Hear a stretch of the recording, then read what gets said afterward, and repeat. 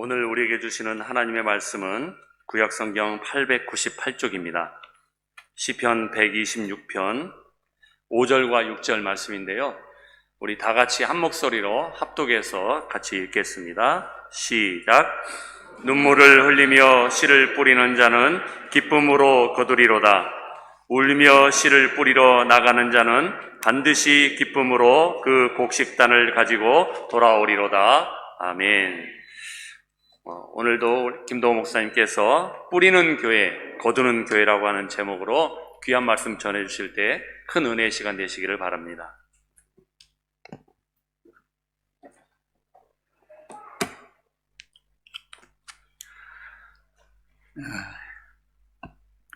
제가 요즘 목소리가 좀 좋지 않아져서요. 마스크까지 끼니까 소리 전달이 명확치 않아가지고 제가 마스크 벗고 설교하려고 그럽니다. 꽤 오래전에 구파 발에 있는 어느 교회에 교사 헌신 예배 강사로 갔습니다. 저희 선배 목사님이 목회하시는 교회인데 작년에 한 1000명 출석하는 아주 좋은 교회였습니다. 선교관도 짓고 교회가 한참 이렇게 활발하게 움직이는 교회인데 제가 주보 통계를 보니까 주일학교는 미미했습니다. 보통 한국 교회가 그때도 그랬어요. 이 볼륨 조금만 낮춰주세요. 울려요. 제가 설교하다가 뜬금없는 질문을 했습니다. 여러분 교회는 지금이 좋은 교회입니까? 5년 후가 좋은 교회입니까? 느닷없는 질문에 대답을 못 하셨어요. 제가 대답해 드릴까요? 그랬더니 그러라. 그래서 제가 대답했어요. 여러분 교회는 제가 보기에 지금이 좋은 교회입니다. 그랬어요. 칭찬했습니까? 욕했습니까? 제가 칭찬한 거예요? 욕한 거예요? 내가 언제 욕했어요? 지금 좋다 그랬잖아요. 실제로 지금이 좋았어요. 굉장히 좋았어요. 그리고 자부심이 있었어요. 자기들은 좋은 교회라고. 근데 좋은 교회는 좋은 교회인데 여러분은 지금이 좋다고. 근데 정말 좋은 교회는 5년 후가 좋은 교회라고. 예배 끝나고 나가는데 그 선배 목사님이 절 일부러 앞으로 나와서 맞으셨어요. 손을 꽉 잡으셨어요. 김 목사, 정신이 번쩍 든다. 김 목사 말이 맞다. 제가 영락교회 교육 담당 목사로 있었을 때 동안교회에서 그 교사 강습회가 있었어요. 저를 강사로 불렀어요. 동안교회는 제가 다닌 교회는 아니지만 제가 자라난 동네 교회여서 잘 아는 교회였습니다. 고등부실에선가 이렇게 강의를 했는데 좀 6월달 조금 더워서 땀을 조금 흘렸어요. 제가 이제 다 끝나고 물 한 잔 마시면서 질문했어요. 여기 본당에 에어컨 있냐고. 자랑스럽게. 그러니까 그게 한 90년도였던 것 같습니다. 한국도 예배당에 에어컨 없을 때 자기 교회는 에어컨 있다고, 우리는 에어컨 있다고 자랑을 했어요. 제가 쏴 붙여줬어요. 10년 안에 망할 교회라고. 여러분, 강사가 그 교회 가서 그건 저주성 발언이잖아요. 이 교회 10년 안에 망한다고. 그러니까 놀래가지고 왜 그러냐고. 김 목사님 왜 그러냐고. 아니, 자기들은 덥다고 에어컨 틀어놓고 애들은 추운지 더운지 신경도 안 쓰고 선풍기 돌리는 교회가 어떻게 10년을 가냐고. 내가 봐줘서 10년이라 그런 거라고. 10년 못 간다고. 그랬더니 그때 아멘 그러시더라고요. 말귀를 알아들으신 거죠. 그런데 제가 그 교회 담임 목사로 갈 줄이야 누가 알았겠습니까? 그 다음 해에 제가 그 동안교회 담임 목사가 되었습니다. 큰 교회였어요. 출석이 한 1300명 되는 큰 교회였으니까. 그런데 교육관에 애들 에어컨 달아놨게요? 안 달아놨게요? 안 달아놨죠. 어른들은 말 안 들어요. 어른들 말 안 들어요. 애들 말 안 듣는다고 패기는 잘하지만 지들이 더 안 듣거든요. 제가 그래서 그 주일날 설교하다 그랬어요. 내가 작년에 와서 그 얘기했다. 10년 안에 망할 교회라고. 여러분 아멘 했는데 아직도 교육관에 에어컨 없다. 내가 담임 목사로 왔기 때문에 이건 지킨다. 본당에 에어컨 떼든지 애들 방에 에어컨 달아주든지, 애들 방에 선풍기 돌리면서 본당에 에어컨 못 돌린다 그랬어요. 진짜로 그럴 작정이었어요. 그 에어컨 공사를 하려고 그랬더니 재정부 장로님이 찾아왔어요. 목사님 오르신데요, 돈이 없습니다. 왜 돈이 없나? 제가 동안교회 부임해서 제일 먼저 한 일은 돈을 없앤 거였거든요. 돈을 곳곳에 쌓아놓고 있는 거예요, 교회가. 특히 여전대도 그렇고, 본교회도 한 그때 6억, 그때 6억은 큰 돈입니다. 나는 교회가 돈 쌓아놓고 있는 건 죄라고 생각했거든요. 쓰라고 헌금한 건데 쌓아놓으면 어떡해요? 그래서 일산에 한 6억 들여서 개척교회를 그때 지었어요. 싹싹 긁어서 다 갖다 줬어요. 교회 돈이 없었어요. 그러니까 장로님이 오셔서 목사님이 돈 다 쓰지 않았냐고, 돈 없다고, 내년에 하자고. 그때 제가 장로님한테 뭐라 그랬는지 아세요? 장로님 은행에 돈 많아요 그랬어요. 가서 빌려와요. 갚으면 되지. 그까지 갚으면 되지. 그걸 뭐 이자 몇 푼 아끼려고 1년씩이나 일을 맡겨요. 그래서 그 해 6천만 원 정도 공사비 들여서 애들 방에 에어컨 달아주었습니다. 잘했죠? 제가 이제 만으로 얘기하면, 요즘 이제 한국에도 만으로 따진다는데, 제가 그때 생일이 안 지났을 때니까 만으로 얘기하면 39살 때입니다. 그때 담임 목사로 갔었는데, 출석 1300명, 우리 노예에서 제일 큰 교회 목사가 됐어요. 1년 열심히 들고 뛰었더니 교회가 수적으로 부흥을 했어요. 제가 겸손해졌게요, 교만해졌게요? 괜찮아요, 얘기하세요. 제가 교만해지더라고요. 내가 어떻게 알았나? 사람만 만나면 자랑하는 거예요. 묻지도 않았는데, 내가 올 때는 1300명이었는데 지금은 몇 명이라고. 누가 물어는 봤나? 근데 내가 말을 그렇게 끌어가서, 내가 올 때는 1300명인데 지금은 얼마야? 이제 그 교만한 마음, 자랑하는 마음인데, 하나님이 새벽 기도회 때 저를 꾸짖으셨어요. 내 목회 아니다. 깜짝 놀랐어요.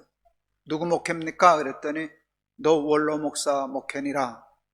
내가 억울해서 하나님 앞에 따졌어요. 하나님 1300명까지는 원로 목사님이 하신 거고 그 다음부터 는 거는 제가 와서 늘지 않았습니까? 그랬더니 하나님이 제 마음에 그러셨어요.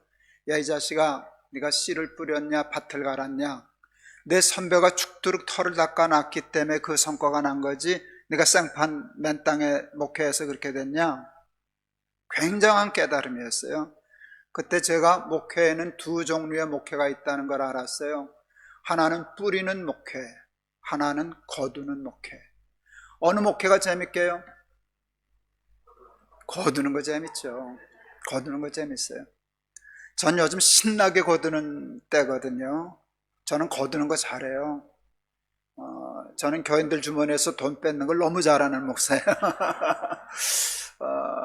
하여간 그러는데, 하나님 다 거두는 걸 좋아하는데 하나님은 뿌리는 것에 대한 마음을 주셨어요. 그리고 하나님은 뿌리는 것을 귀히 여기시는구나.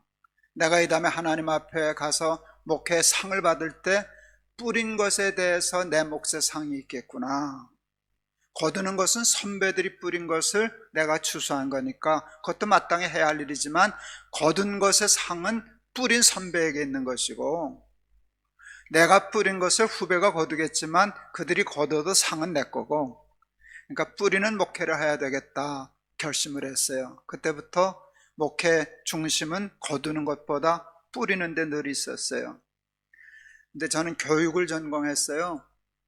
지금보다 5년보다 10년이 좋은 교회를 하려면 뿌려야 해요. 보통 교회가 이렇게 중심을 두고 목회하는 연령보다 5년 밑에 포커스를 맞추면 5년 후가 좋아지고 10년 아래에다 중점을 두면 10년 후가 좋아지는 거예요. 그게 교육이잖아요. 교육은 100년 대계거든요. 100년을 보고 뿌리고 심는 거예요. 그래서 그 해부터 목회의 온 중심, 포커스를 청년에게 맞추기 시작했어요. 제가 부임할 때 어른들은 1300명이나 모였지만 청년은 40명밖에 없었어요. 그 큰 교회가 40명밖에 없었어요. 모든 예산, 시설, 뭐 에어컨 달아주는 일부터 해서 모든 좋은 것만 있으면 애들 우선으로 하기 시작했어요. 그랬더니 급속히 청년들이 모여들기 시작했어요. 제가 91년 12월 1일 날 부임했는데 92년 6월쯤 됐을 때 청년들이 한 300명 정도 모였어요. 이게 청년들은 불만 붙여주면 확 타오르는 그 힘이, 에너지가 있잖아요. 청년들이 불이 붙기 시작했어요. 한 300명 모였어요. 체육대회를 한다고 6월 6일 날 애들이 예산서를 써왔는데 뭐 간식비 얼마, 저녁값 얼마. 제가 불렀어요. 야, 그거 다른 데 써. 저녁값, 간식값은 내가 준비해 줄게. 그리고 주일날 예배하고 광고 시간에 광고했어요. 여러분, 우리 교회 청년들이 6월 6일 날 청량초등학교에서 체육대회 한답니다. 다 들으셨어요? 우리 교회 장로님들이 꽤 여러분 계시는데 장로의 제일 가는 사명이 뭔지 아십니까? 대답을 잘 못하죠. 애들 체육대회 할 때 가서 저녁 사주시는 겁니다. 애들 좋아서 난리 났어요. 박수 치고, 교인들도 박수 치고, 장로님들도 뭐 기분 나쁜 소리 아니니까 허 웃고 그랬어요. 안수 집사님들 손을 셀 수 없을 만큼 우리 교회 많은데 안수 집사의 사명은 뭔지 아십니까? 그랬더니 대답을 못해. 예, 애들 간식 사주는 겁니다. 그리고 내가 한마디 더 했어요. 얘들아, 이번 6월 6일 날 장로님들은 이미 물 건너 갔다. 근데 안수 집사님들이 만일 봉투 하나씩 안 들고 오거든 이름 다 적어놨다가 이 다음에 장로 선거 할 때 찍지 말아라. 애들 정하는데 간식도 안 사주는 집사를 뭐하러 장로 뽑아주냐? 난리가 났어요, 걔가. 그리고 제가 얘기했어요. 내가 6월 6일 날 천막 밑에 9시부터 5시까지 의자 하나 갖다 놓고 앉아 있을 테니까 우리 교회 장로님들, 안수 집사님들 봉투 하나씩 들고 오세요. 눈도장 받고 가세요. 여러분, 한 명도 안 빠지고 봉투 주고 왔어요. 어느 장로님 나한테 봉투 주면서 왔다 갑니다, 잊어버리지 마세요. 91년 6월 6일 날 그날 제가 한 300여만 원을 모았어요. 여러분, 그때 300여만 원이면 지금 1000만 원도 넘을 거예요.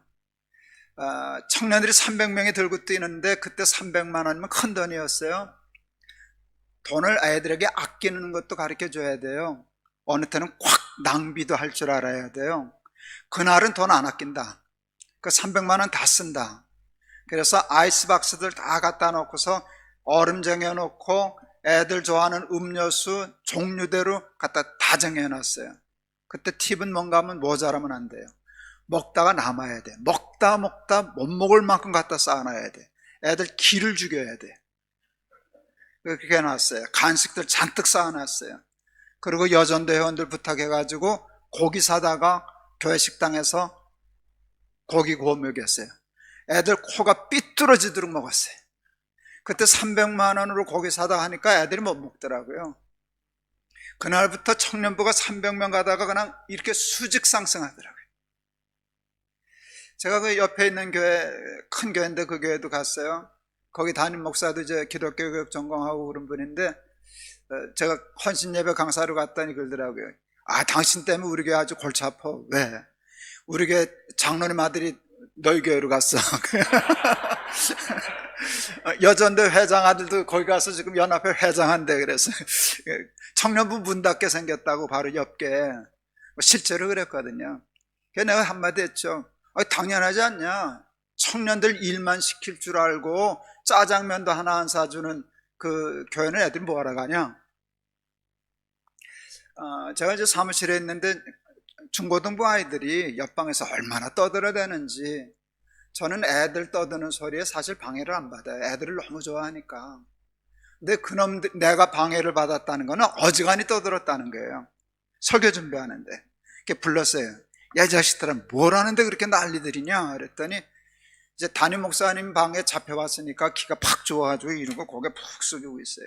임원 수련회를 한다는 거예요. 애들이 모이면 무슨 수련회야, 장난치지. 그런데 이제 야단 맞으려고 그러는데 제가 숫자를 쳤어요. 너희들 저녁 먹을 거 있냐? 그랬더니 예, 이따 식당에서 라면 끓여 먹으면 돼요. 제가 계산했어요. 그때 한 3만 원 쥐어주면 애들 탕수육 먹겠더라고요. 내가 3만 원 줬어요. 야, 짜장면 사 먹어. 야단 맞으러 왔다가 짜장면값 벌었어요. 돌아가더니 뭐 떠들었을까요? 안 떠들었을까요? 한 놈도 안 떠들었어. 찬송 소리나 기도 소리나. 그 다음에 나만 보면 인사 잘해. 나만 보면 인사 잘해. 어느 날 우리 교회 장로님 한 분이 내 방에 오더니 털썩 주저앉았어요. 왜 그래요 장로님? 그랬더니 요즘 젊은 것들 버릇이 없어요. 왜요? 그랬더니 장로를 보고 인사도 안 해요.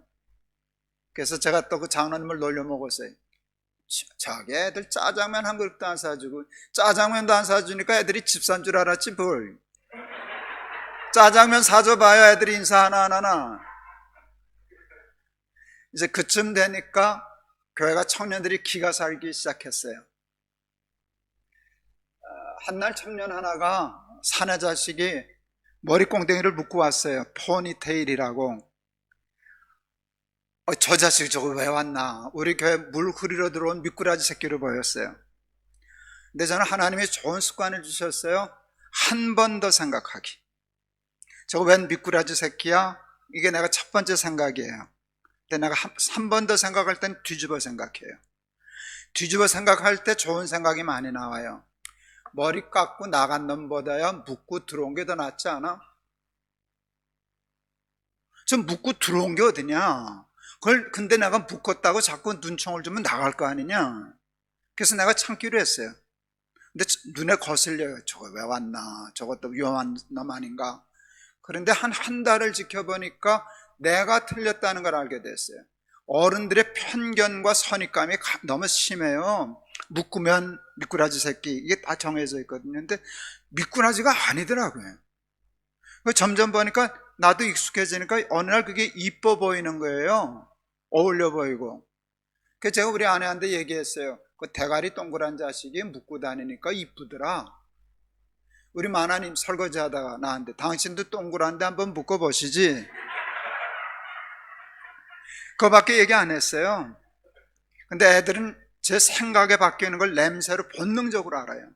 그 얘기, 그 생각이 바뀐 날부터 얼마 되지 않아 조금 과장하면 대가리 묶은 자식들이 떼거지로 오기 시작했어요. 왜 그런 줄 아세요? 다른 교회 가면 눈총 주는데 동안교회 가면은 이쁘게 봐주거든. 그러니까 대가리가 맞지. 대가리 묶은 자식들이 마음 편하게 신앙생활 할 수 있는 데가 동안교회밖에 없었어요. 어느 날 이거 묶은 거는 졸업을 했는데 한 사내 자식이 여기다 새빨갛게 염색을 하고 왔어요. 불이 찌려나 뭐래나. 저건 또 왜 왔나. 신경이 거슬려서 설교가 안 되는 거예요.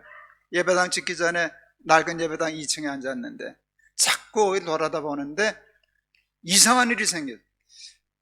대가리가 빨가면 산만하고 설교 안 듣고 그래야 되는데 이 자식이 설교를 혼자 듣는 거예요. 은혜를 많이 받고 아멘 아멘 그러고. 대가리가 까매야 은혜 받는 건데 대가리가 빨가면서 산만해야 되는 건데 빨간 자식이 은혜를 받으니까 내가 틀린 거다. 그 선입견이 잘못된 거다. 그날 내가 아주 내 마음을 풀었어요. 빨강 대가리도 오너라, 노랑 대가리도 오너라. 여러분, 동안교회는요, 청년들이 한 1600명 정도 청년 예배가 있었어요. 40명 모이던 교회가 1600명의 예배드렸어요. 근사했어요.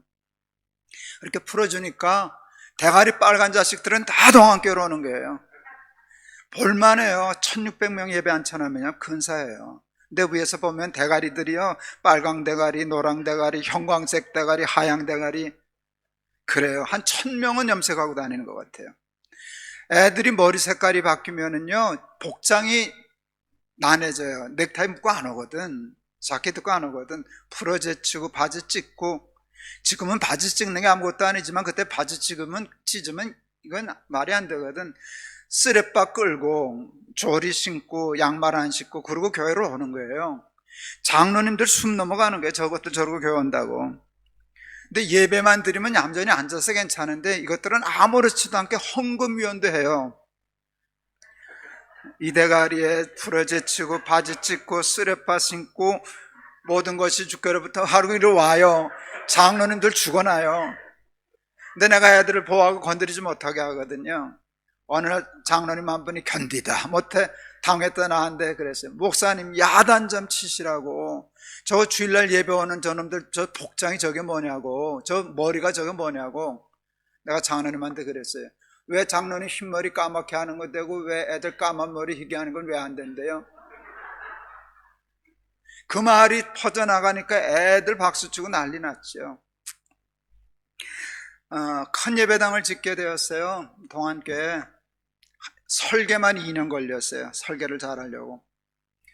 2년 걸릴 때 그때 우리 아이가 큰아이가 고등학생이었는데 한날 저한테 와서 그랬어요. 아빠, 중고등부 많이 모이는 법 대드려요?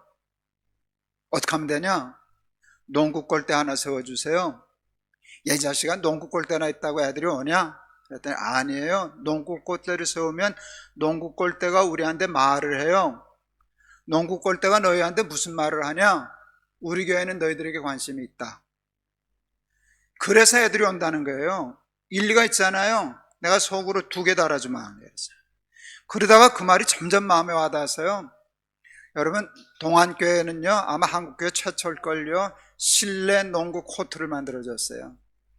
풀코트. 여러분, 실내 농구장 만드는 건 굉장히 건축비가 많이 들어가는 거예요.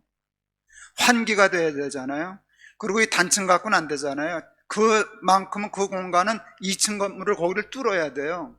그러니까 이게 공사비가 많이 들어가는 거예요. 고집 부렸죠. 제가 한 고집 하거든요. 농구장 해줘야 된다고. 그래서 애들 농구장 해줬어요. 청년들이 많이 모이기 시작해서 어느 전연예배 때 헌신예배인가 하는데 청년들이 찬양을 하는데 뭐 시설이 낙후 하니까 삐거덕거리고 그래요. 그래서 내가 하다 그랬어요. 이제 예배당 지으면 너희들을 위해서 콘서트홀 만들어주마. 600석 콘서트홀을 만들어주마. 약속 지켰어요. 동안교회 1층 제일 가운데 제일 좋은 자리에 콘서트홀 만들어줬어요. 극장 의자 놔놓고 연극할 수 있고 콘서트 할 수 있는, 근데 극장 의자 놓고 하다 보니까 한 400몇십 석으로 줄었어요. 건축 설계를 한참 할 때인데 장로님들이 저한테 얘기했어요. 길가에 연접하고 있는 그 공간인데 한 50평 정도 되는 공간인데, 목사님 이게 굉장히 좋은 공간입니다. 우리 교회에서. 목사님 이거 어디다 쓰면 좋을까요? 제가 2말도 안 하고 그 청년들 카페 해주십시다. 난 좋은 것만 보면 애들 주고 싶으니까. 제가 카페 가본 적도 없어요. 그때 한국에 카페 문화가 막 들어오려고 그럴 때였어요. 애들이 가기 시작했어요. 저희가 다방문화지 무슨 카페 문화입니까? 카페 가고 그랬어요. 여기다 애들 카페를 만들어 줍시다. 인터넷, 그때도 한국도 이제 인터넷이 활발하지 않을 때 전형성 깔아주고, 제가 그러니까 조금 생각이 앞서갔죠. 요즘 말하면 스터디 카페를 만들어 주자는 것이었어요. 숙제 여기 와서 해라. 인터넷 빵빵 터지니까. 그때는 그거 한 달에 돈 꽤 줬어야 됐어요. 전용선을 그거 하려면. 그거 교회가 대놓고 어느 카페를 가는 것보다 인터넷 속도 빠르고 처리 속도 빠른데 와서 여기서 해라. 그리고 커피 여전히 와서 커피 끓여주고 애들 간식 저거 하고, 그 카페 만들어줬어요. 아마 한국교회, 지금 한국교회마다 카페 없는 교회가 거의 없을 텐데 그 동안교회가 거의 시초예요. 그러니까 청년들이 몰려들기 시작했어요. 예배당 3,400평 크게 건축을 했는데 제가 건축비를 많이 아끼려고 그랬어요. 예배당이 너무 호화로우면은요, 그 하나님이 기뻐하실 것 같지만 안 해요. 가난한 사람들은 불편해요. 제가 가난해 봐서 알아요. 제가 아직도 우리 하나인데 미안한 게 있어요. 전 결혼해 가서 신혼여행 가서 호텔에 가는데 뭐 불편해서 못 살겠더라고요. 호텔에서 가봤어야 알지. 그래서 하룻밤만 호텔에서 자고, 이게 창피해 죽겠네. 여관에 가서 잤어요. 여관이 편한 건 나는. 아니, 신부 데리고 여관에 가서 자는 놈이 어디 있어요? 근데 뭐 불편해서 못 있겠는 걸 어떡하겠어요. 가난한 사람들은 여기다 대리석 붙이고 이러면 골치 아파요. 그래서 그냥 예배 드리기 편안하면 되지. 저는 그 성지순례나 유럽 여행 갔을 때 큰 성당들 보면 기분 나빠 안 들어가요. 스페인의 그 무슨 파밀리아 성당, 100년 넘게 지은 성당 한 번 들어가고 그다음부터는 안 가요. 기분 나빠요. 세상에 교회가 할 일이 없어서 100년 동안 예배당만 지은 교회, 그건 직무유기한 교회예요. 얼마나 많은, 지금 관광의 명소는 됐지만 하나님께 예배드리는 성전의 명소는 못된 거예요. 그 돈 있으면 애들에게 쓰지, 선교하는 데 쓰지. 그래서 여러분, 건축가들이 그 돈으로 예배당 못 짓는다는 단가까지 낮춰서 예배당을 지은 교회예요. 근데 제가 두 가지를 돈을 안 아끼려고 그랬어요. 하나는 설계를 아끼면 예배당 망친다. 건축비를 낮추려면 설계비를 높여야 된다. 그래서 최고의 설계가에다 2년을 씨름해서 해서요, 저희 교회는 건축 중에 설계 변경을 안 한 말도 안 되는 교회예요. 설계 변경할 때마다 돈이 많이 들어가거든요. 그래서 2년 동안 그렇게 했어요. 그 다음에 그 설계비 많이 쓴다는 건 다들 이해를 했는데 장로들이 이해 못한 거 있었어요. 음향. 저는 음향을 중요히 여겼어요. 음향에 그 당시 시가로 했다라고 하면 한 10억 이상 들어가는 공사를 했어요. 우리 권장로님이 해주셨어요. 근데 그거를 대리점가보다도 싸게 해주느라고 우리한테 직거래 터져가지고 아마 3분의 1 이하로 그때 했을 거예요. 우리가 낸 돈은 한 3억 몇 천만 원 냈는데 그 실제로 하려면 10억 넘는 거를 그때 했었어요. 여러분, 그 시스템을 누가 썼던 장비인 줄 아세요? 마이클 잭슨이라고 혹 아시나? 어른들도 아시죠? 마이클 잭슨은 세계적인 스타인 건 아시죠? 그 마이클 잭슨이 공연할 때 그 쓰던 장비예요. 그걸 동안교에다 갖다 달아놨어요. 장로님들이 이해를 못하죠. 무슨 그렇게 몇 억씩 음향에다 더 쓰냐. 근데 누가 그러더라고요. 명필이 붓가리냐 그러더라고요. 그래서 야, 명필은 붓가려. 명필은 붓가리지. 소리가 얼마나 중요한지 몰라요, 여러분. 설교하는 사람들은 다 알아요. 음향이 잘못되면요, 이게 힘들어요. 힘들면 설교가 이렇게 자꾸 꼬여요. 그래서 듣기도 편안하고 내가 설교하기도 편안한 소리를 찾아야 돼요. 그래서 저는 음향기기뿐만 아니라 교회가 좀 컸기 때문에 그랬지만은 음향을 전공한, 유학 가서 전공한 친구를 풀타임 직원으로 고용했었어요. 저는 늘 또 청년들 데리고 장비 끌고 전도 집회를 다녔기 때문에 늘 가면은 찬양팀을 끌고 다녔는데 소리가 음향이 늘 마땅치 않아서 아예 다 악기도 사고 장비도 최고급으로 사고 트럭 2대에 싣고 늘 그 음향 기사를 데리고 다녔어요. 그냥 웬만큼 맞추면 될 줄 알지만 아니요, 달라요. 그래서 그런 음향에 저걸 했었어요. 드럼 소리가 가슴으로 들려야 된다 하네. 드럼을, 심장을 쳐야 되거든요. 청년들 모으려고. 예배당을 지을 때 2000석 예배당이었는데 장로들한테 말 안 했어요. 나는 생각이 있었어요. 주일날 예배 드릴 때는 성전이다. 평소에는 콘서트홀이다. 나는 주중에 이 100억이나 들여서 드리는 큰 예배당을 예배 드린 데만 쓰고 주중에 텅텅 비워놓는 일은 낭비라고 생각했어요. 써야지, 교인들의 귀한 헌금인데. 하나는 우리 사무장이 계시는데 비가 주룩주룩 오는데 저 찾아왔어요. 예비군 중대장이 예비군 훈련하다가 비가 오니까 우리 교회는 체육관 있잖아요. 그 농구장에서 좀 예비군 데려다가 강의하면 안 되냐고 그래서 허락받으러 왔어요. 저한테. 그래서 그걸 왜 예비군들을 그 애들을 농구장에 보내요? 본당에 와서 하시라 그래요. 본당을 내줬어요. 예배당 짓고 얼마 안 돼서. 장로님들이 나중에 알고 난리가 났어요. 왜들 그러시냐고 그랬더니 총 들고 들어왔다고. 그러면 예비군이 총 들고 다니지 짝대기 들고 다녀요? 네, 그랬어요. 예비군이 총 들어왔어요. 근데 이제 장로님들이 정말 힘든 건 뭔가 하면 예비군은 사내들은 군복만 입혀놓으면 개첩 안 되잖아요. 아무데나 들어놓고 아무데나 오줌 싸고. 이 자식들이지.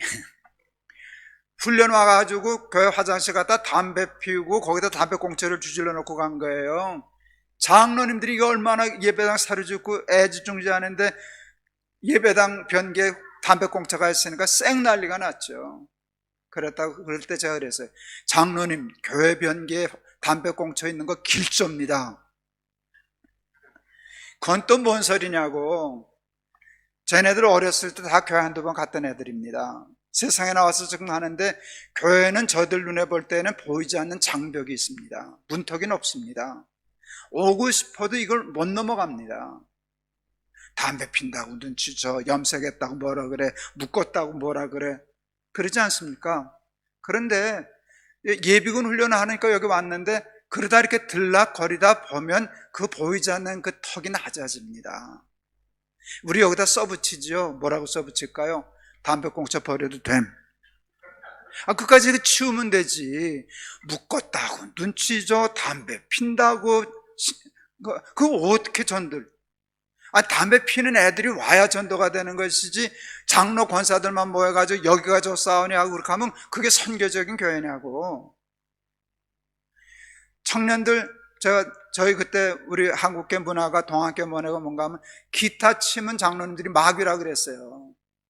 기타를 치면 마귀라 그래. 가스펠을 하는 거는 상상해도 뭐 드럼을 놓는 일은 말도 안 됐어요. 교회 예산으로 드럼을 살 수가 없어서 내가 사줬어요. 그 덕분에 아주 좋은 거 사줬지. 그 방음악을 하는 게 강대상을 만들었는데 제가 거기서 애들 음악회도 하고 연극도 하려고 웬만한 엄청난 무대를 만들었어요. 설교할 때 그런 무대가 필요 없잖아요. 말은 안 했지만 내가 그 애들 음악회 하고 하려고 제가 강대상 요만한 거 놓고 싶었는데 내가 미국 갔다 왔을 때 누가 어떤 분이 헌금을 크게 해가지고 집채만한 강대상을 갖다 놨어요. 그거 없애지도 못하고 미치겠더라고요. 그래서 제가 그 밑에다 바퀴를 달았어요.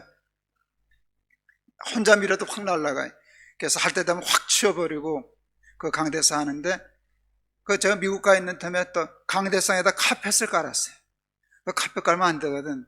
카펫 깔면 이제 그때 한국 문화는 여기 강대상에 신발 못 신고 와요. 내가 선 것은 거룩한 것이니 내 발에서 신을 벗어라. 이게 되게 꽉 박혀 있어가지고 여기 신 신고 오면은 불경스러운 거죠. 첫날이 중요했어요. 다 슬리퍼 갖다 놨는데 내가 안 신었어요. 미친 척이지 뭐. 완전히 미친 척하고 신발 신고 올라갔어요. 장로들이 무쩍거리더니 담임 목사 신고 올라가는데 어떻게 신고 올라왔어요. 같이 공범을 만들었어요. 그래 여기가 조금 편해지니까. 제가 우리 장남조가 해준 큰 엄청난 시스템 갖다 해놓고 첫 번째 콘서트를 했어요. 하덕규 집사, 지금 목사가 됐는데 하덕규 집사 콘서트를 했어요. 하덕규 집사는 그 청년들에게도 굉장히 인기 있는 가수거든요. 콘서트를 했는데 제가 가스펠 콘서트를 주문하지 않았어요. 일반 가요 콘서트를 해라. 가요 콘서트를 해라. 그러니까 장로님들 보러 오지 말라고. 장로님들 거기 강대상에 드럼 올라간 거 보면 절도하시거든요. 심장마비 온다고 진짜. 그래서 오지 말라고. 내가 그냥 나 믿고 맡기고 교회 안 잡아먹을 테니까 나한테 좀 맡겨달라고. 한 장로는 몰래 스파이처럼 왔다 가긴 했지만 오지 말라 그런 거니까. 그날 청년들이 2,000명 본당을 꽉 채웠어요. 교회 애들이 왔을까요? 믿지 않는 아이들이 왔을까요? 그래야 교회가 선교적인 교회가 되는 거 아니겠어요? 그렇게 하기 시작해서 동안교회는 청년 예배에만 1,600명, 청년부가 8부. 그러니까 한국교회에서 청년들이 가장 활발하게 모이는 교회 중에 하나가 되었어요. 제가 50이 되어서 높은 뜻 숭의교회를 개척했어요. 거기는 동학교회보다 더 좋은 시스템 장로님이 또 해주셨어요. 거기는 본래 이천석 숭의여자대학 강당권 유명한 음악관이거든요. 거길 빌려서 할 때 거기는 2,000명의 청년 예배만, 어른들 말고 청년 예배만 2,000명이 꽉 찼어요. 제가 밴드를 만들었어요. 아마추어 밴드가 아니었어요. 좋은 소리를 내기 위해서 한국의 대중음악가에서도 탑 클래스의 가수들이 그 반주자들을 세션이라 그러더군요. 드럼 치고 올간하고 기타 치고 하는, 베이스 치고 하는 최고 등급의 그 정도 실력 있는 애들을 불러서 밴드를 만들었어요. 월급도 줬어요. 왜? 그 사람들은 그게 직업이니까. 그리고 훈련시켰어요. 좋은 찬양팀을 만들었어요. 밴드 최고, 찬양팀 최고, 사운드 최고, 그리고 주일날 오면 찬양을 해야 되는데 그 소리가 애들을 치기 시작했어요. 높은 뜻 숭의교회는 명동역 3번 출구에서 나와서 숭의음악당은 숨이 깔딱거려 올라갈 만큼 높은 데 있어요. 계단도 높고. 주일날만 되면 명동역 3번 출구에서 숭의음악당까지 청년들로 꽉 채워졌어요. 아이들 예배 끝나고 제가 육교에 서서 애들 내려가는 거 보면은요, 자다가도 웃음이 나와요. 골목이 막혀서 사람들이 뚫고 올라올 수가 없어요. 청년들이 떼거리져서 내려가요. 그리고 그나가나 모여서 조별 모임들을 하죠. 카페에 가서도 모이고 식당에 가서도 모이고. 저희가 교회가 분립돼가지고 저거 했을 때 그 동네 상권이 죽었었어요. 우리 아이들이, 교인들이 다 빠져나가는 바람에, 다 흩어지는 바람에 그 정도로 교회를 했었어요. 제가 건강 때문에 겨울에 여기 오곤 했었잖아요. 골프 치러. 예, 그것 때문에 제가 도움을 많이 받아요. 근데 제가 제 건강 때문에 골프 치는 일에서 죄의식은 없어요. 제가 은퇴도 했고. 근데 여기 와서 골프만 치는 건 좀 뭔가 복사가 그래도 그런데. 근데 제가 여기 와서 할 일이 뭐가 있겠어요? 근데 지난 성탄절날 우리가 태국교회하고 같이 예배를 드렸잖아요. 제가 그때 눈이 번쩍 뜬 게 여기 태국교회 청년들이 20여 명이 있더라고요. 그 아이들이 와서 서킷 드라마를 했잖아요. 또 무용도 하고 전투 봤어요. 근데 그 애들이 굉장히 또릿또릿하고 활발하고 이렇게 잘 뭉쳐져 있었어요. 상상도 못했어요. 태국교회, 그리고 이제 시작한 지 얼마 안 되는 교회 청년이 이건 힘든 거거든요. 청년이 20명이나 있어. 저거 불쏘시개로 쓰면은 한번 불 지를 수 있겠다 하는 생각이 들었어요. 그래서 제가 말도 안 되는 꿈을 꿨어요. 여기 우리 이 목사님한테 물어보니까 이게 한 200석 된다 그러대요. 꽉 차는 거. 제가 하나님 앞에 기도했어요. 하나님, 여기 좀 한국 청년들도 오면 좋지만 태국교회, 우리 선교하러 온 교회니까 여러분, 한국교회가 살리는 게 중요한 게 아니라 태국교회를 살리는 게 우리가 제일 중요한 거예요. 우리는 태국교회를 살리기 위해서 있는 교회예요. 그러니까 제가 무슨 생각을 하는가 하면 우리 한국교회가 응원하고 기도하고 서포트 해가지고 제 지금 꿈은 뭔가 하면 여기다가 250명, 200석이니까 250명을 모아야 돼요. 그러면 어떻게 되게요? 50명은 서야 돼요. 이게 자리가 없어서 서야 그 다음에 손님이 많이 와요. 은식전도 그런 거 아니에요. 줄 서고 번호표 줘야 사람들이 가잖아요. 저기 뭐가 있나. 그래서 제가 하나님께 기도는, 하나님, 태국 청년 250명을 우리 드림교회에 주십시오. 그래서 제가 동안교회 때나 숭의교회 때 했던 이 일을 여기서 다시 반복해 보려고 그래요. 여기 2층에 공간들이 너무 좋아요. 목사님하고 어제 뿌라성 목사님하고 청년들하고 모여서 제가 했어요. 거기를 청년들 아지트를 만들어 주자. 인테리어도 싹 바꾸자. 애들 워십 댄스 할 수 있게 거울도 달아주고 마루도 깔아주자. 애들 모여서 차 마시고 데이트도 하고 그럴 수 있는, 내가 목사님한테 거기를 돈 제일 많이 써라 그랬었어요. 이렇게 해라. 예배당도 또 어른들 너무 확 바꿔놓으면 어른들 졸도하실까봐 조금 바꾸자. 이 강대상 좀 치우자. 지난번 성탄절 때 보니까 우리 개척한 협력 교회에서 요만한 거 이쁘게 만들었대요. 그거 딱 좋다. 그거 놓고 저 올드 패션이다. 여기다 LED 전자 전광판 큰 거 달자. 그럼 분위기가 확 달라지겠죠?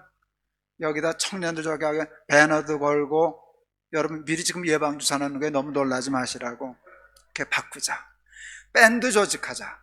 제가 그 밴드 생각을 왜 했는가 하면 그날 이렇게 봤더니요, 여기 뿌라성 목사님 둘째 아들이 드럼을 대학에서 전공한 아이더라고요. 프로예요. 그리고 자기 팀도 가지고 있고 밴드도 가지고 있고 활동도 하고. 근데 학원 머리 꼴이 마음에 들더라고요. 이거는 포니테일도 아니고 레게 머리. 와, 희한하게 하고 왔더라고요. 근데 그 자식이란다. 그 자식을 보는 순간 저 자식이다 하는 생각이 들었어요. 저걸 잡자. 저 자식을 잡자. 그래서 아주 그냥 유혹을 많이 했어요. 밴드를 만들어라. 지원해주마. 교회 안에다 목사님한테 부탁해가지고 연습실 만들어주마. 방음시설 다 해서 마음껏 연습하게 해주마. 지원해주마. 악기 지원해주마. 그래서 찬양팀 만들어서 죽으라고 연습해라. 제가 우리 권장님하고 아침 와서 잠깐 했는데, 사실은 이 엔지니어가 중요하거든요. 그런데 그 호주에서 엔지니어 전문하는 분이 선교적인 마인드가 있어서 태국에 와서 한 달 정도 그것을 가르치면서 그런 음향 기술자들 키워내는 것으로 선교하고 싶어하는 사람이 있대. 나 좀 연결해달라. 그래서 드림교회반에서 음향 기술자 키우고, 또 사실은 우리 그 브라서 목사님 아들은 세상 음악 하는 아이니까 가스펠이나 이쪽은 모르잖아요. 그래서 우리나라 최고의 찬양 지도자들 너 좀 봉사해라, 헌신해라, 재능 기부해라, 비행기표 우리 청교회가 사주마. 그래가지고서 보내가지고 이 아들 잘 훈련시켜가지고 뭐 하고 싶은가 하면 여기서 태국 청년들을 위한 콘서트 하고 싶어요. 밴드 가지고. 근데 제가 처음에 동안께서 했듯이 처음부터 가스펠 콘서트 하면 안 와야 돼. 그때는 그냥 세상 음악 하는 콘서트를 하는 거예요. 그러다가 살살 가스펠을 집어넣는. 애들이 밴드가 좋으면 올 거 아니에요. 그러다가 찬양하기 시작하고, 그러다가 덫에 걸려가지고 교회 나가볼까? 그래서 청년 예배를 해서 여기서 주일마다 애들이 찬양하면서 엄청난 밴드, 여기다 드럼 좋은 거 놓고서 여기다 근사하게 그 아크릴로 박스 짜주고 하면 교회 분위기가 젊은식으로 확 달라질 거거든요. 그거 하려고 그래요. 제가 지금 에스겔 선교회라고 하는 선교회를 해요. 커졌어요. 선교회가 커졌어요. 꽤 많은 예산을 쓰는데 제가 대표예요. 모든 이런 사업을 할 때마다 운영위원회에 통과를 해야만 제가 돈을 쓸 수 있어요. 그래야지 선교 들어왔다고 대표 마음대로 쓰면 그건 나빠지잖아요. 그런데 대표를 하다 보면 운영위원회를 꼭 거치지 않고 저기는 돈을 줘야 되겠다 싶은 때가 있어요. 그러니까 결정하고 주려면 늦으니까 쓰고 보고해서 보고만 하면 되는 예산을 늘 동안교회 있을 때도 잡았고 송유교회 있을 때도 잡았어요. 에스겔에도 잡아달라 그랬어요. 우리 예산의 한 5% 정도를 잡았는데 그게 작은 돈은 아니에요. 제가 그 돈을 드림교회에 쓰기로 마음먹었어요. 그건 내가 쓰면 되는 돈이니까 다 안 써도 돼요. 그냥 제가 미리 얘기해야 약속을 지킬 테니까 제가 이 목사님한테는 약속을 했는데 제가 한 해에 3천만 원은 지원하겠다 생각했어요.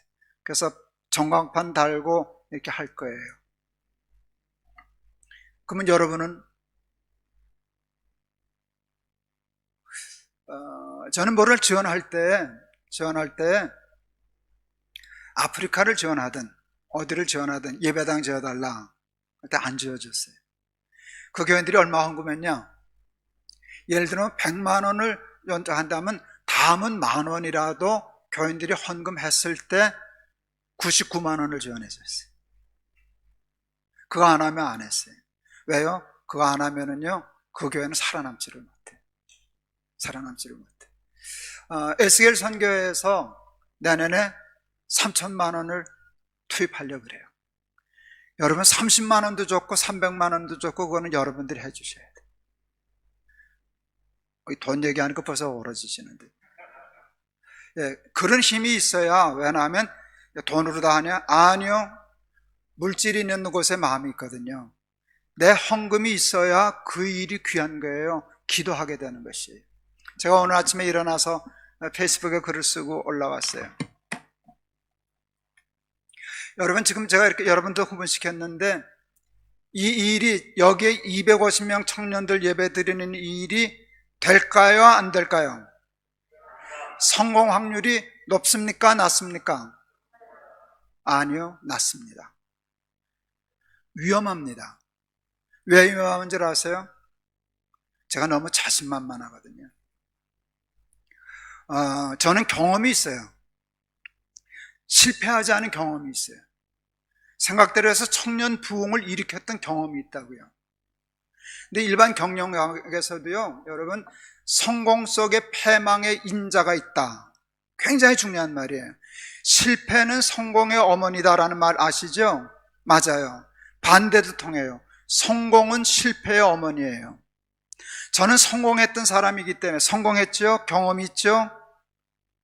그럼 저한테는 뭔가 하면 돈이 있어요. 얼마 안 되지만 저는 이 일을 해서 된다면 저는 돈을 모으는데 하나님의 은사를 주신 사람이에요. 돈 많이 모을 수 있어요. 그러니까 필요하다면 여기 아직 한국은 아니잖아요. 여긴 그래야 태국이잖아요. 제가 한국에서 돈을 모아서 태국에서 쓰면 한국에서 하는 것보다 몇 배의 효과를 볼 수 있잖아요. 그러니까 그리고 청년들이 흥분하고 움직였거든요. 우리 이 목사님도 동의가 되고 뿌라성 목사님 흥분하시더라고요.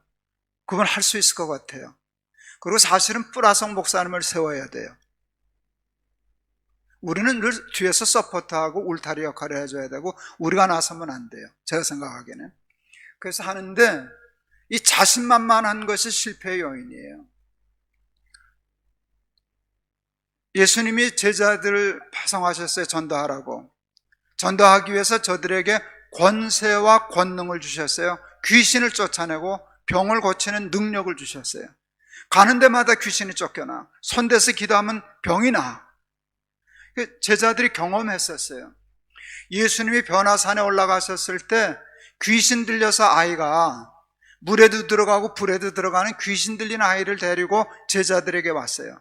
왜? 소문을 들었겠죠. 제자들이 귀신을 쫓아낸다더라. 그래서 부탁했어요. 내 아이가 귀신 들렸습니다. 쫓아주십시오. 제자들이 가능하다고 생각했게요? 불가능하다고 생각했게요? 왜? 걱정하지 마세요. 우리가 늘 하던 일이에요. 귀신 많이 쫓아냈습니다. 그러니까 일도 아니라고 생각했어요. 근데 실패했어요. 이해를 못했어요. 왜 전에는 예수님 권세를 주셔서 나갔는데 왜 이번에는 안 나갔냐? 제자들이 예수님한테 물었잖아요. 예수님이 뭐라고 대답하셨어요? 기도 외에는 이런 유가 나갈 수 없느니라. 뭔 소리예요? 성공했기 때문에 기도 안 했어요. 내가 할 수 있다고 생각했기 때문에 하나님 붙잡지 않았어요. 저는 이제 나이도 좀 들었고, 이제 뭐 날개새 이것도 사람들이 많아지고, 저를 후원해주는 사람이 많기 때문에 저는 지금 기류를 탄 사람과 같아요. 말하면 돼요. 선동하면 따라오는 사람이 많아요. 그렇기 때문에 제가 지금 위험해요. 제가 늘 지금 마음으로 늘 아침에 일어나면 저한테 암송처럼 외우는 게 성경 구절이 있어요. 여호와께서 집을 세우지 아니하시면 세우는 자의 수고가 헛되고 여호와께서 성을 지켜주지 아니하시면 파수꾼의 경성함이 허사로다. 하나님 앞에 기도하지 않고 내가 너희를 위하여 물을 내랴 이러면 실수하는 거예요. 백전백패예요. 그러나 저는 제 최선을 다할 거예요. 근데 혼자 하면 안 돼요. 여러분이 같이 동력자가 돼야 돼요. 하나님이 여러분을 이 치앙마이에 왜 보내셨을까? 저는 처음에 여기 골프 치러 왔죠. 운동하러 온 거죠. 근데 하나님이 계속 보내는데 나는 이거 골프보다도 신나는 거 찾았다. 그래서 제 나름대로 하려고 그래요. 그러면 골프도 쳐야죠. 저는 그거 하러 오는데. 근데 내년부터는 올해부터는 한 달 좀 더 올까 싶어요. 여름에 한 번 더 와서 청년들 또 으쌰으쌰거리고 제가 또 무슨 좀 훈련도 한번 시켜보고 그리고 나중에 때 되면 여기서 태국 청년들 놓고 전도 집회하고 싶어요. 그게 제 전문이거든요. 애들 저기서 집회 가서 예수 믿게 하고 교회 나오게 하는 거 그게 제가 하나님 주시는 은사인데 그거 하고 싶습니다. 근데 여러분들도 같이 참여해 주셔요. 기도해 주세요. 여러분은 돈을 내야 기도할 거 아니에요. 그래서 작은 일이라도 그 다음에 여러분 근데 이제 와보니까 여기 이제 우리 연세 드시는 어른들이 되게 많이 오잖아요. 연세 드시면 돈이 참 무서워요. 들어오는 건 없고 이렇게 빤한데 제가 여기 와서 살림하는데도 제가 돈에 늘 지금 얼마 남았나 돈에 굉장히 위축을 받더라고요. 제가 알아요. 큰 돈 필요 없어요. 큰 돈이 필요한 게 아니에요. 내가 할 수 있는 작은 것들을 모아서. 근데 하나님 좋은 것은요, 자루에 쏟아붓는 돈과 엽전 두 푼을 더 귀히 여기시는 마음이 중요한 거니까. 내 최선을 다해서 하겠다. 오늘 제가 흥분해서 설교가 길어졌습니다. 동안교회 지을 때 우리에게 제일 가난한 장로님이 계셨어요. 가난한 장로님이 계셨어요. 부자 장로님들이 연보 많이 할 때 그분은 연보할 돈이 없었어요. 그래도 자기 최선을 다했어요. 가구 의자 들어올 때 그분은 이제 그쪽에 좀 전문성 있는 분이었는데, 그러니까 자기 전문성을 찾아가지고 잘 협상을 해서 좋은 선구사를 만나서 계약을 했어요.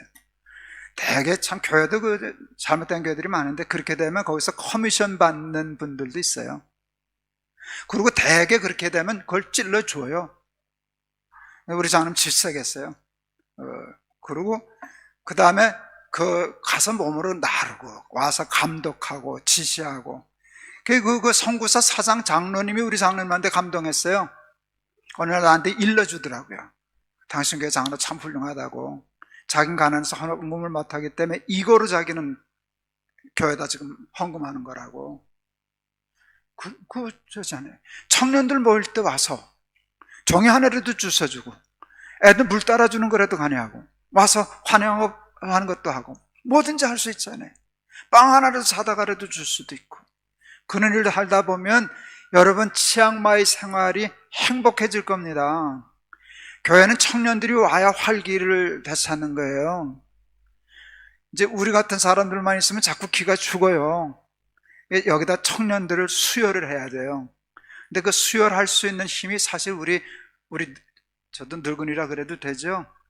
우리 늙은이들에겐 그 힘이 있는 거예요. 그걸 잘 활용해가지고, 여기 와서 그냥 우리가 위로받고 그러는 게 아니라 우리도 뭔가 하자. 청년들 저거 하는 일에 쓰임 받자. 그래서 응원하자, 기도하자. 이제 여러분 이거 교회 바꾸다 보면 여러분 불편한 게 생겨요. 어른들이 좋아하는 색깔과 청년들이 좋아하는 색깔이 달라요. 이 본당은 다 어른들 위주로 세팅이 된 거예요.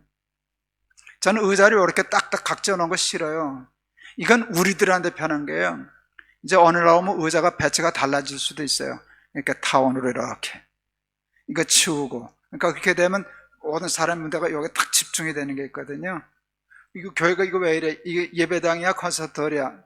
그럴 때 여러분을 좀 눌러주세요. 청년들이 좋다면 난 좀 불편해도 괜찮다. 색깔 바뀔런지 몰라요. 높은 뜻교회 성유교회는 다 청년들 위주로 색깔과 인테리어와 장식이 다 돼 있었어요. 어른들은 불편했어요. 가스펠 찬양 밴드를 꽝꽝거리면 시끄럽다고 귀 아프다고 그래요. 그럼 뒤로 가 앉으시라고 그러고. 사실은 성유교회는 뒤로 가도 소용없어요. 음향 장비가 너무 좋아가지고 뒤에까지도 꽝꽝거리니까.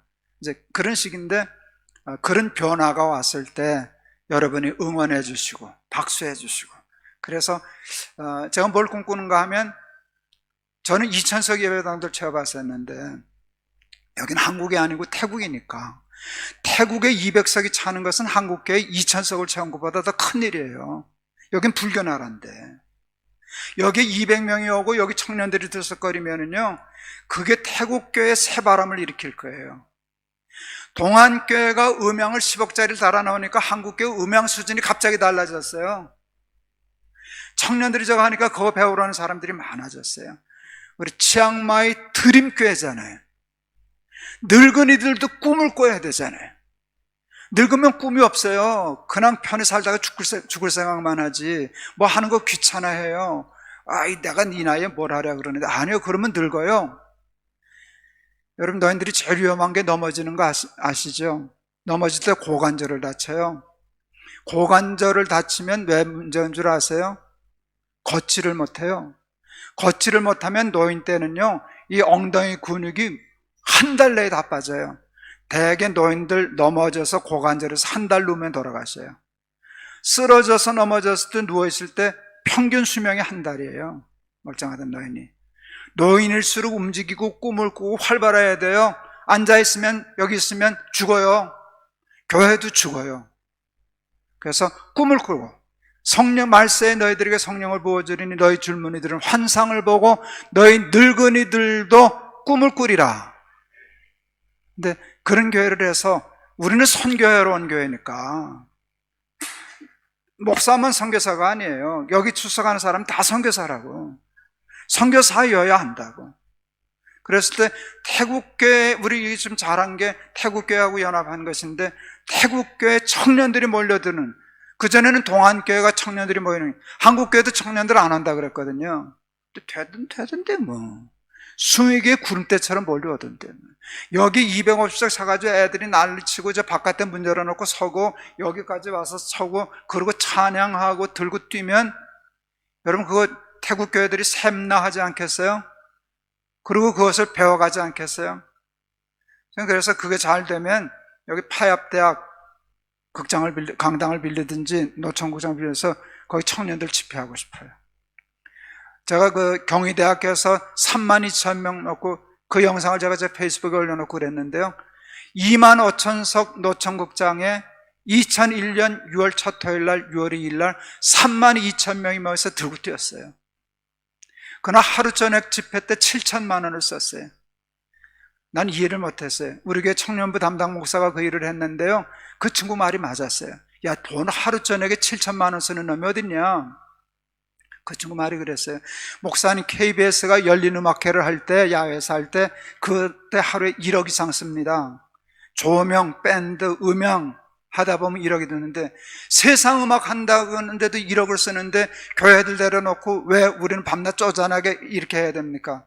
혹시 여러분 그 영상 들어가 보세요. 지금 갖다 놔도 꿀리지 않는 영상, 조명, 밴드 3만 2천명 꽉 차가지고 앉을 자리가 없어가지고요, 지방에서 온 애들은 버스 위로 올라갔고요, 그 건물 위층 옥상에서 애들 올라가서 그때 예배했었어요. 재밌는 일은 그때 버스 위로 올라갔던, 난 애들은 놈이라 그래야 맛이 나가지고, 올라갔던 놈이 지금 우리 교회 부목사가 됐어요. 걔는 그때 예수 안 믿었어요. 그 자리에서 예수 믿은 애예요. 프로골프 선수였어요. 호주 유학 가고 그랬던. 근데 지금 우리 교회 부목사 돼서 얼마나 활발해 하는지 모르는데, 그런 역사가 우리 치앙마이에서 드림교회, 사람들은 그럴 거예요. 여기서 무슨 선한 것이 나겠느냐, 나사렛처럼. 조그만 한국교회, 조그만 교회에서 야 거기서 무슨 그게 날 수, 아니요, 하나님이 축복하시고 우리가 헌신하고 꿈을 꾸고 기도하면 능히 그 꿈이 이루어질 줄을 믿습니다.